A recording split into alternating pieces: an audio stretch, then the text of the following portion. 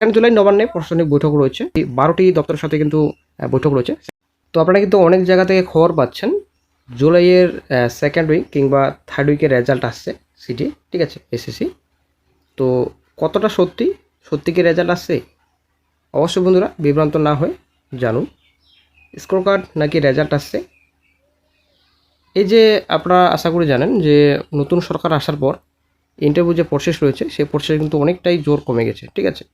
এই যে recruitment process step থাকতেও পারে না থাকতে পারে, সেটা কিন্তু কোনো রকম আর ইন্টারভিউটা নিয়ে কিন্তু কোনো কিছু ভাবছে না রাজ্য সরকার। থাকা না থাকা একটাই ব্যাপার কিন্তু, ঠিক আছে। কারণ ব্যাপারটা হচ্ছে ইন্টারভিউর জন্যই যত ঘাপলা। আপনারা দেখবেন 10 নম্বর 15 নম্বর 20 নম্বর ইন্টারভিউতে রাখা হচ্ছে। সেটা কিসের জন্য রাখা হচ্ছে সেটা কিন্তু কেউ বুঝতে পারছে না। এখানে একাডেমিকের যে বিষয় রয়েছে অনেকটা গুরুত্ব দিচ্ছে নতুন রাজ্য সরকার।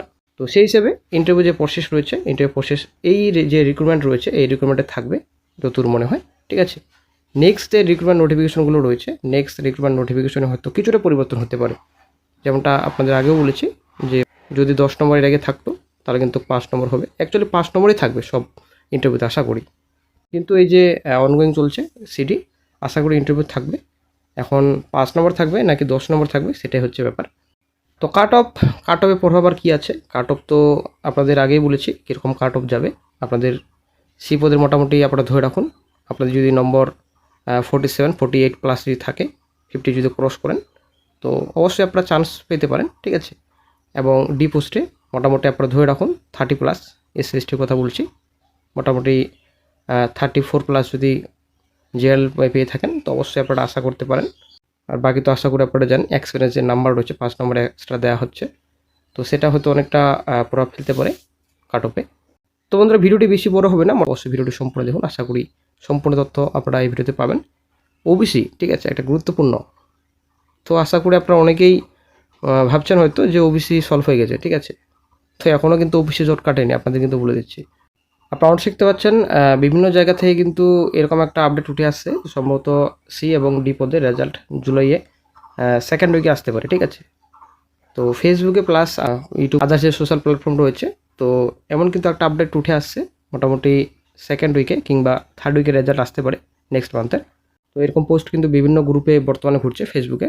তো বন্ধুরা আপনাদের বলে দিয়ে আগেই যে ওবিসি কিন্তু এখনও সলভ হলো না, ঠিক আছে। ওবিসির যে ম্যাটার রয়েছে এখনও কিন্তু কোনো রকম সলভ হলো না, কারণ আশা করি আমরা জানি এর আগের রাজ্য সরকার যখন ছিল তখন কিন্তু ওবিসি নিয়ে কোনো রকম কিন্তু চেষ্টাই ছিল না যে তাড়াতাড়ি মিটুক, রিক্রুটমেন্ট নোটিফিকেশন প্রকাশিত, আদার্স যে অনগোয়িং প্রসেস রয়েছে, অ্যাকচুয়ালি শিক্ষার যে ব্যবস্থা রয়েছে সেটা একটু উন্নত করতে কোনো কিছু কিন্তু ব্যবস্থা করেনি এর আগের রাজ্য সরকার। তবে এই সরকার আসার পর অনেকটা পরিবর্তন হয়েছে এবং পরিবর্তন হচ্ছে আমরা দেখতে পাচ্ছি।